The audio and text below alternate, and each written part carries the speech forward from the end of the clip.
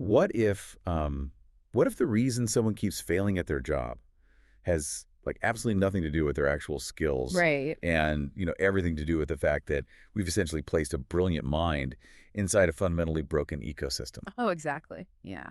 So welcome to the deep dive. Today, we are looking at workforce integration for you all, but not the standard corporate diversity seminar version. We're getting into something way more specific. Yeah, much more operational, I would say. Exactly. We're unpacking a highly specific operational mandate from an initiative called TMA's Beautiful Minds program.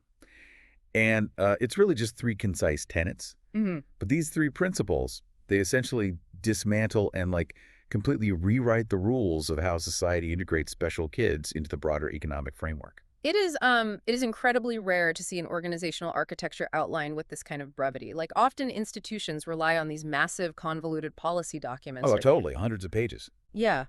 Hundreds of pages to explain their integration strategies, which honestly usually just obfuscates the fact that they don't actually have a cohesive strategy at all. It's just a lot of buzzwords. Exactly.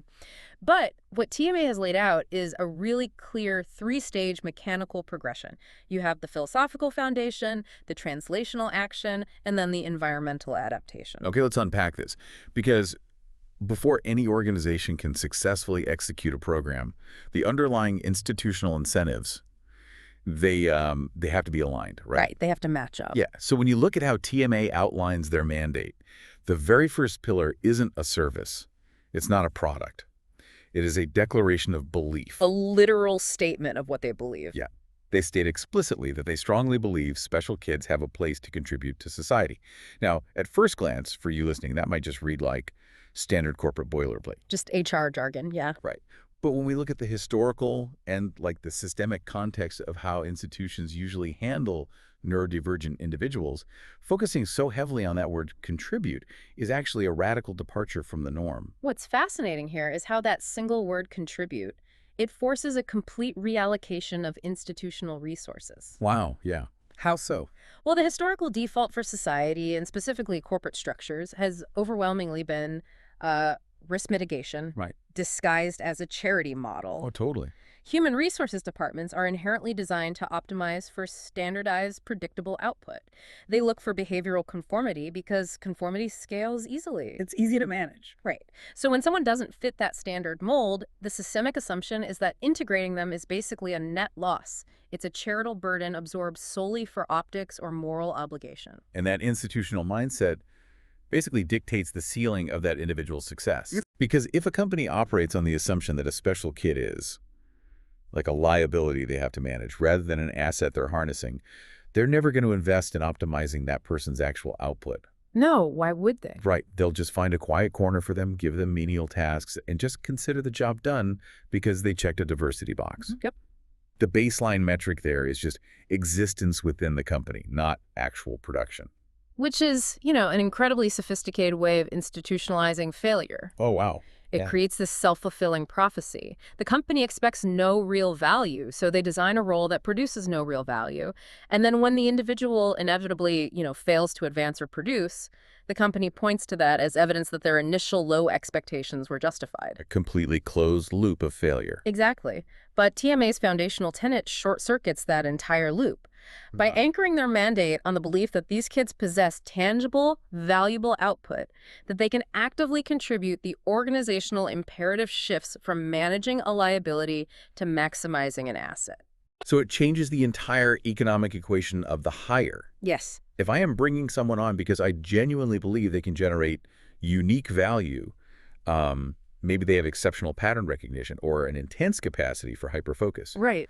I am no longer doing them a favor. We are entering into a transactional partnership. It's like laying the foundation of a house, right? Oh, I like that analogy. Yeah, if the foundation, the actual belief in their ability to contribute isn't solid from the start, then the rest of the structure, like the jobs and the coaching, it will eventually collapse. That's spot on. But a foundational belief in a vacuum is really just optimism. Right. Thoughts and prayers don't get the work done. Exactly. It doesn't pay the rent or help you navigate a Tuesday morning staff meeting. To make that belief operational, you have to build a bridge between the individual's unique processing style and the reality of the open market. Which perfectly transitions us into the operational phase. How do they actually do this? Right, the second principle. Yeah, it states that TMA provides these kids with career coaching and employment opportunities. And notice the deliberate pairing of those two things. Yeah, those two distinct deliverables. Offering one without the other inevitably triggers a systemic collapse. Well, let's play that out systemically for a second. If a program provides endless, rigorous career coaching without actually securing concrete employment opportunities lined up on the other end, they're essentially putting these kids into a sterile incubator. A sterile incubator, that's a great way to put it. Yeah, because you run mock interviews, you optimize resumes, you practice professional communication, but there's no actual market application. That state of perpetual preparation has to be deeply demoralizing. Oh, incredibly. It sends a psychological signal that the individual is forever in training, but never actually deemed viable for the real world. Right, it creates this holding pattern that just drains the individual's momentum and their confidence. But conversely, the opposite scenario is equally destructive. Procuring employment opportunities without providing specialized career coaching is akin to pushing someone out of an airplane without a parachute. Just dropping them in. Yeah, dropping a neurodivergent kid directly into a complex, high-friction corporate environment without equipping them to decode that specific environment, it just guarantees overwhelm. It sets them up to fail in very public ways, which then, reinforces the employer's systemic biases we talked about earlier. Right, it feeds right back into that failure loop. Exactly. So TMA's dual approach is designed to engineer a bridge over both of those pitfalls. You know what it sounds like? It sounds like they're fundamentally trying to build an API. An API. Yeah, an application programming interface. Yeah. But between two completely different operating systems. You have the neurodivergent processing system of the kid, and you have the standardized corporate operating system of the employer. Okay, yeah, I see where you're going with this. So the career coaching isn't just generic, like, dress for success advice. It is the literal code being written to allow those two systems to communicate, share data, and function together without crashing.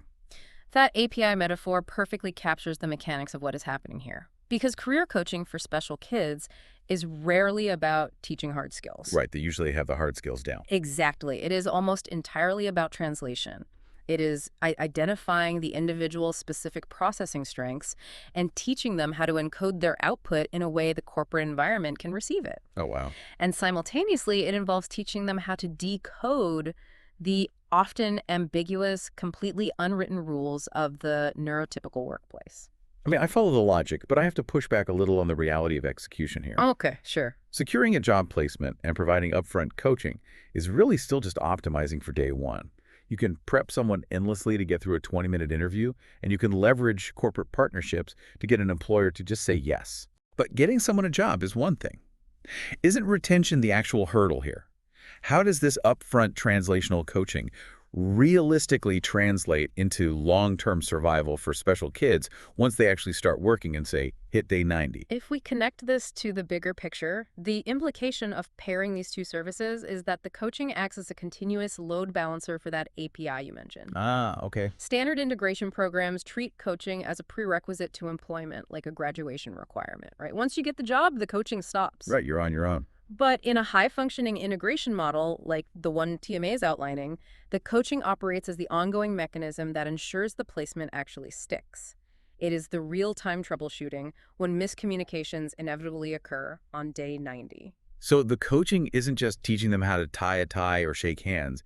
It is providing a framework for when their manager gives them a deeply ambiguous instruction. Yes. Give me an example. Like if the boss says, "Hey, can you take a look at this when you have a second?" Right. Classic corporate speak. Exactly.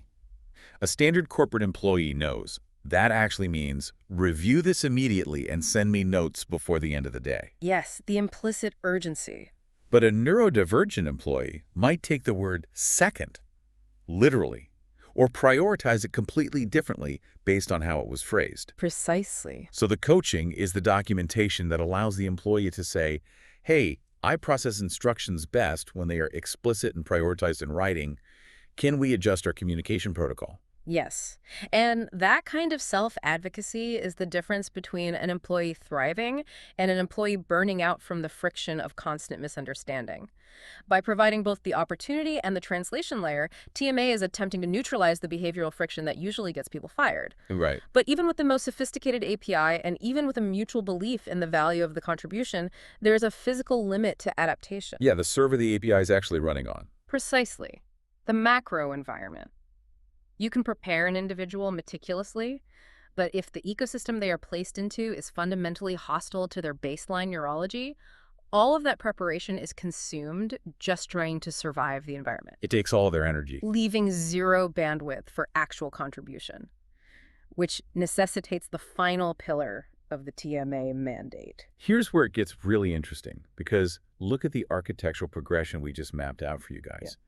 We started entirely internal with the philosophical mandate, the institutional belief and value. Right. Then we scaled up to the interpersonal level, the API, the actionable coaching, and the job placements.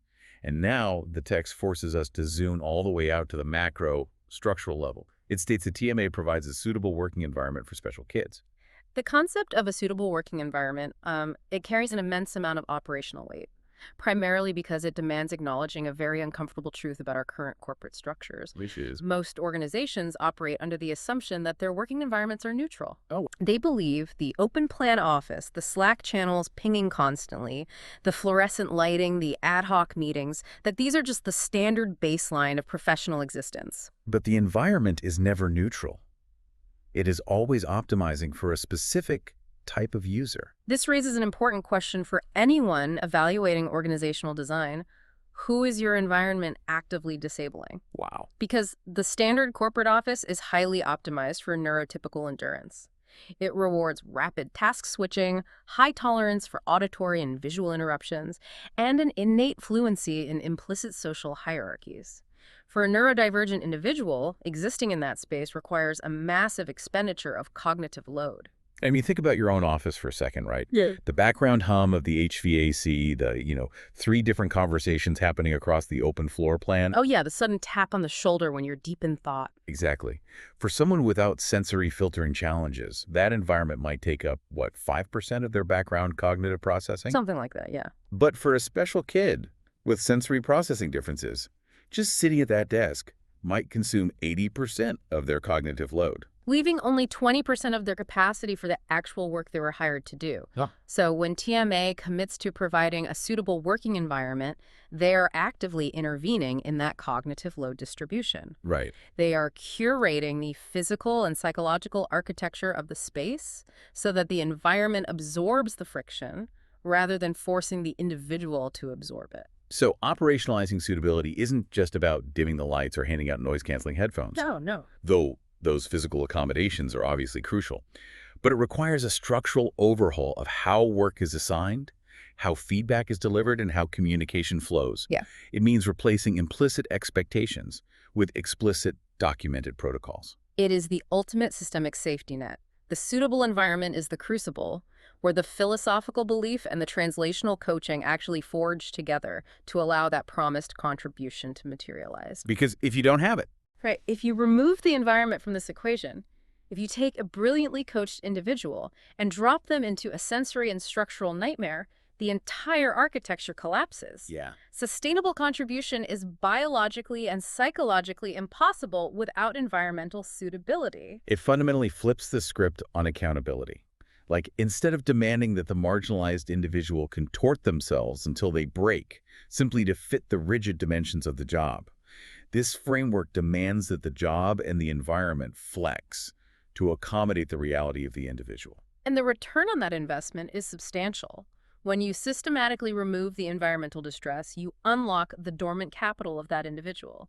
You suddenly gain unfiltered access to their unique problem-solving algorithms, their capacity for deep focus, and their divergent perspectives. The company actually gets what they paid for. Exactly. The society and the organization reap the compound interest of that contribution. So what does this all mean for you, observing from the outside? We took a mandate consisting of just 3 sentences about the Beautiful Minds program. And we've essentially unpacked a masterclass in structural integration. We really have. We've mapped out a 3-layered architecture. First, the philosophy, which is shifting institutional incentives from charitable risk mitigation to active value extraction by truly believing these kids can contribute. Right. Second, the action. Building that API through rigorous translational career coaching coupled with actual employment opportunities so they aren't trapped in an incubator or thrown to the wolves. Yep. And third, the ecosystem. Acknowledging that environments are never neutral and actively engineering a suitable workspace that preserves their cognitive load for actual work. It serves as a devastatingly effective litmus test for any modern institution, really. Oh, absolutely. If an organization claims to champion diversity and inclusion, you can overlay the TMA framework to see if it is a structural reality or just a marketing campaign. Do they genuinely view the unique processing styles as an asset?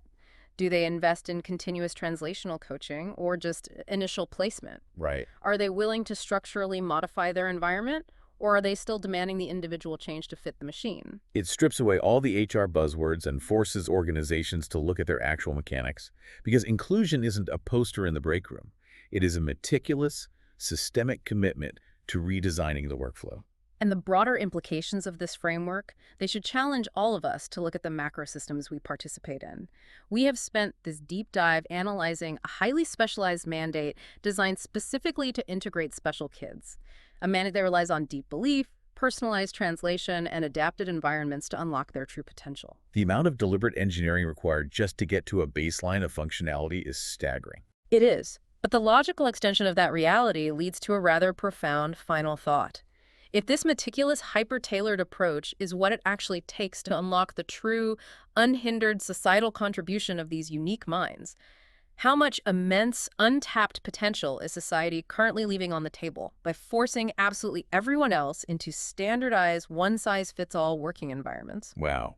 We spent decades shaving off the edges of what makes human cognition unique, forcing everyone to act like identical, predictable inputs just to maintain the illusion of a scalable corporate machine. Exactly. You have to wonder what kind of unprecedented output we could generate if we stopped blaming people for failing to survive broken ecosystems and finally started designing our environments around the brilliant minds we actually have. Take that thought with you today as you look at the systems you operate within. We will see you next time.